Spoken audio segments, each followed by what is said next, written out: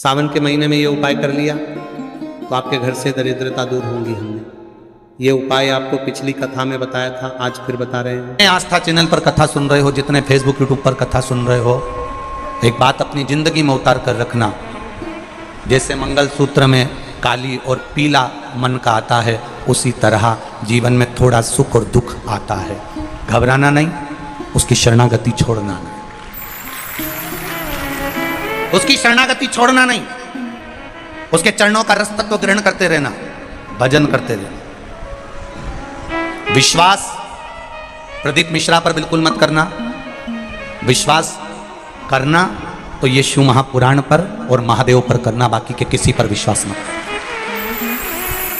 जैसे आप हो वैसे हम हैं, जैसे आपका जीवन है वैसा हमारा जीवन है, जैसे आपका सिर दुखता है वैसा हमारा भी सिर दुखता है, जैसा आपका पेट दुखता है वैसा हमारा भी पेट दुखता है, जैसे आप चलते हो वैसे हम चलते हैं, जैसा आप भोजन करते हो वैसा हम करते हैं, जैसे आप सोते हो वैसे हम सोते हैं। तो आप में और हम में कोई अंतर नहीं है, कोई अंतर नहीं, बल्कि बड़े हमसे ज्यादा आप हो। क्यों? क्योंकि आप अपना अमूल्य समय देकर कथा को सुनने के लिए आए हो। ये माइक तो किसी पगला को भी पकड़ा दो तो वो भी 2-3 घंटा निकाल दे, पर आपके भीतर शिव समाया हुआ है। ये माइक तो किसी पगले को भी पकड़ा दो तो वो 2-4 घंटा निकाल दे, पर आपके भीतर शिव समाया है, आपके भीतर शंकर समाया है।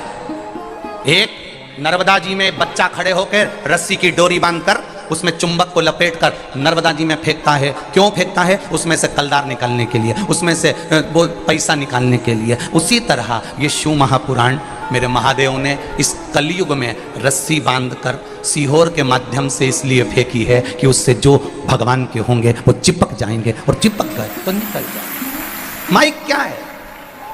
तुम्हारा विश्वास दृढ़ है, तुम्हारे भीतर जो शंकर समाया है, तुम्हारे भीतर जो शिव समाया है, तुम्हारे भीतर जो देवादिदेव महादेव समाया है, वो मूल है। कथा बाचने वाला मूल नहीं होता, कथा सुनने वाला मूल होता है। कथा बाचने वाला तो चारपाई की चौकी पर बैठता है, और कथा सुनने वाला जमीन पर बैठता है। जो जमीन पर बैठता है वो जमींदार होता है, जो चौकी पर बैठता है वो चौकीदार होता है। आप सब कथा सुनने जमीन पर बैठे हो, तुम जमींदार हो, क्योंकि अपनी मर्जी के मालिक हो। जितनी देर बैठना बैठते हो, तुम्हारी मर्जी पड़ जाए तो उठ के चले जाते हो। तुम्हारा मन पड़ा तो पानी की बोतल निकाल कर पी लिए, तुम्हारा मन पड़ा तो जेब में से निकाल के मल के फटकी लगा के निपटा भी गए। पर कथा बाचने वाला 3 घंटे एक जैसा बैठा है, विराजमान है, बोलना है बोलना है, समझाना है समझाना है। बाचने वाले से बड़ा सुनने वाला होता है, क्योंकि उसके भीतर शिव समाया होता है। अगर आपके भीतर शिव नहीं होता तो आप इतने लाखों की संख्या में यहां नहीं पहुंचते। आपके भीतर शिव समाया है इसलिए आप बड़े हो, आपके भीतर महादेव समाया है इसलिए आप बड़े हो। बोलना तो कोई भी माइक दे दो, बोल देगा, वो 2-4 घंटा तो निकाल देगा, उसमें कौन सी बड़ी बात। आएगी विषम परिस्थितियां, विश्वास। हम भी मनुष्य हैं और आप भी मनुष्य हो, और गलती किससे होती है? भगवान से होती है कि मनुष्य से होती है? तुम बोलो, किससे होती है?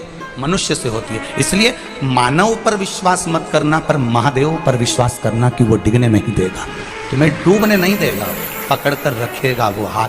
जिस हाथ से मेरे घर के बच्चों ने, जिस हाथ से मेरी भारत भूमि के छोटे से छोटे बच्चे ने, छोटे से छोटे बच्चे ने, और बड़े से बड़े बूढ़े से बुजुर्ग व्यक्ति ने, जिन हाथ से, जिन बहुओं ने, जिन बेटों ने, जिन पतियों ने, जिन पत्नियों ने, जिन बेटों ने, जिन बेटियों ने, जिन हाथ से महादेव को जल चढ़ाया है, वो हाथ मेरा महादेव पहचानता है और उसको पकड़ कर रखता है, उसको डूबने नहीं दे सकता है। पकड़ कर रखता है वो महादेव, डूबने नहीं देगा।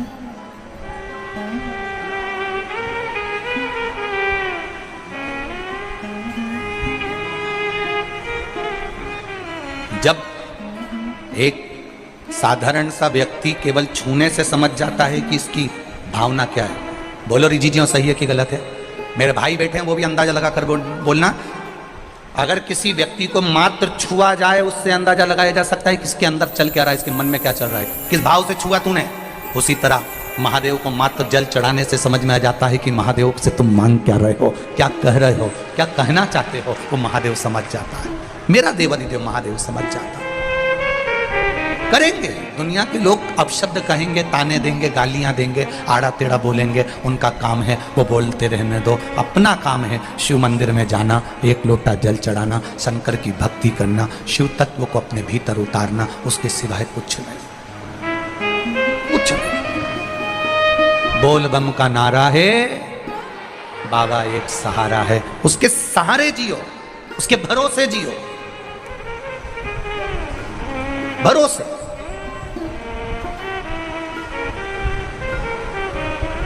जब किसी का एक्सीडेंट होता है, घर के लोग उसके साथ में नहीं होते, अकेला पड़ा होता है, अकेला। जब कोई बीमार होता है, वेंटिलेटर पर अकेला पड़ा होता है। बोलो जी जी हाँ, सही है गलत है? जब किसी को तकलीफ होती है, आईसीयू में अकेला पड़ा होता है। जब किसी का ऑपरेशन होता है, उस ऑपरेशन रूम में वो अकेला पड़ा होता है, अकेला। एक्सीडेंट हुआ तो रोड के किनारे अकेला पड़ा है, गाड़ी में अकेला पड़ा है। बीमार हुआ तो वेंटिलेटर पर अकेला पड़ा है, बीमार हुआ तो आईसीयू में अकेला पड़ा है। ऑपरेशन हो रहा है तो ऑपरेशन के थिएटर में अकेला पड़ा हुआ है। कौन आता है उस समय पर? परिवार वाले बाहर खड़े होकर पूछते रहते हैं, कैसा है, देख लेना, अच्छे से बना, अच्छा डॉक्टर बुला लो, दवाई अच्छी दे दो, गोली अच्छी दे दो, ऑपरेशन करा दो। घर के लोग पैसा लगा सकते हैं, घर के लोग अच्छी दवाई दे सकते हैं, घर के लोग तुम्हारी सेवा कर सकते हैं, पर अंत समय में, दुख की घड़ी में, उस वेंटिलेटर पर, उस एक्सीडेंट की जगह पर, उस आईसीयू में और उस दुख की घड़ी में सब फोन जरूर लगाएंगे, सब लगेगा ये मेरे साथ खड़े हैं। और उस दुख की घड़ी में तुम्हारा साथ केवल तुमने जो शंकर जी को एक लोटा जल चढ़ाया है, बेलपत्री चढ़ाई है, वो सामने खड़ा, वो अकेला मिलेगा, अकेला।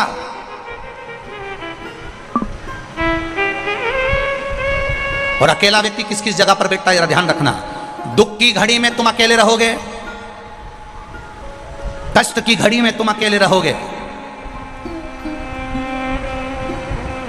और जब ये अकेलापन दुख की घड़ी से जब छूटोगे, किसी राज सिंहासन पर, किसी राजा के सिंहासन पर, कभी तुमने सुना था कि दो महाराज एक साथ बैठे? अरे बोलो तो जम के, किसी का सुना हो तो बता देना कि एक सिंहासन पे दो राजा बैठे हो। कहीं नहीं होता, एक सिंहासन पर एक ही राजा बैठता है, जो दुख की घड़ी में अकेला ठोकर खाकर भी आगे बढ़ना जानता है, वो एक दिन सिंहासन पर बैठना भी जानता है, अकेले। गालियां दी जाएगी, आप अकेले रहेंगे, ताने दिए जाएंगे, आप अकेले रहेंगे, रोगे अकेले कमरे में बैठकर। अकेलापन महसूस मत करना। जिसने शंकर को जल चढ़ाया, शिव को जल चढ़ाया, जिसने शंकर का गुणगान गाया, जिसने कभी जिंदगी में शिव महापुराण की कथा सुनी, जिसने कभी शंकर का अनुमोदन करा, जिसने कभी शिव तत्व को जाना है, जिसने कभी शंकर का भजन किया है, कभी भूल से शिव महापुराण की कथा को टीवी पर सुन लिया, मोबाइल पर सुन लिया, या कथा के पंडाल में बैठकर सुन लिया, कभी अकेले मत समझना। जिस दिन तुम महादेव के पास चले जाते हो, दधीचि ऋषि ने अपनी धर्मपत्नी सुवार्च को कहा, जिस दिन बच्चा मां के गर्भ से जन्म लेता है और पृथ्वी पर उसको नीचे पटक दिया जाता है, जब भूमि पर पटका जाता है, कंकर शंकर उसका हो जाता है, वो अकेला नहीं रहता, मरते दम तक उसके साथ महादेव रहता है,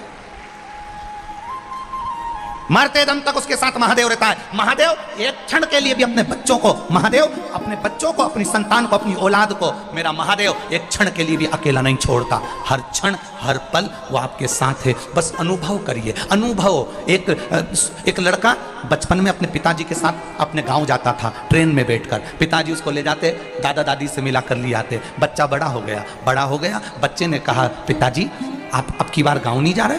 पिताजी बोले, अब हम गांव नहीं जा रहे। बच्चा करने लगा, नहीं पापा, पिताजी मुझे गांव जाना है। पिताजी ने कहा, मेरे पास टाइम नहीं, छुट्टी नहीं, मुझे तो गांव जाना, आप गांव चलो। पिताजी ने मना कर दिया। बेटा कहने लगा, मैं अकेला गांव चले जाऊंगा, आप मुझे ट्रेन में बिठा दो। पिताजी ने एक पर्ची लिखी, पर्ची लिख के उसको फोल्ड कर मोड़ कर पिताजी ने वो पर्ची बेटे के जेब में रख दी और बेटे को टिकट दिलाकर ट्रेन में बिठा दिया। ट्रेन में बिठाया, ट्रेन चल दी। 25-50 किलोमीटर दूर तक ट्रेन चली। बच्चा अकेला बैठा हुआ, पहली बार घर से अकेला निकला था, अकेला पहली बार निकला, ट्रेन में बैठा। थोड़ी सी घबराहट हो रही थी उसको, पहली बार अकेला जा रहा, अकेला पहली बार जा रहा। बच्चे को थोड़ा सा डर लगा, कोई पुलिस वाले निकल कर गए, डर लगा, कोई टीसी निकल कर गया, डर लगा, किसी ने कहा ये सीट छोड़ो, अगली सीट पर बैठो, उसको डर लगा। बच्चा जब अंदर से घबराने लगा, तब उसने पर्ची निकाली। उस पर्ची को निकाल कर पढ़ा तो उसमें लिखा था, बेटा चिंता मत करना, पीछे वाले डब्बे में मैं बैठा हूं, तू आराम से चलना।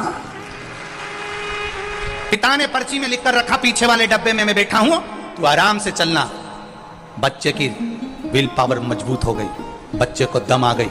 अब बच्चा किसी से नहीं डरता, सीट वाले से कहा हट मेरी सीट पे, मुझे बैठने दे, मेरी सीट है, क्योंकि उसको मालूम पड़ गया पीछे वाले डब्बे में मेरे पिताजी बैठे हैं। तुम भी याद रखना, तुम्हारे पीछे तुम्हारा पिता चल रहा है, देवाधिदेव महादेव, डरना नहीं।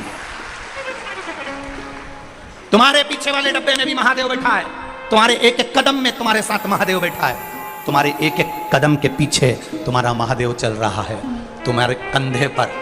कभी कभी चलते चलते चलते चलते कभी मंदिर में आराधना कर रहे हो, कभी शिव महापुराण की कथा सुन रहे हो, कभी टीवी के सामने मोबाइल के सामने कथा सुन रहे हो, अचानक कथा सुनते सुनते तुमको ऐसा लगे कि मेरे पीछे से कोई निकल कर गया। कभी कभी तुम्हारे साथ हुआ होगा, मंदिर में पूजन करते करते ऐसा लगा कि कोई मुझे देख रहा है। कभी कभी पूजन करते करते ऐसा अनुभव हुआ होगा कि कोई मेरे पास में से निकल कर गया है। कभी कभी पूजन करते हुए ऐसा लगा होगा कि मेरे सिर पर कुछ आकर गिर गया है।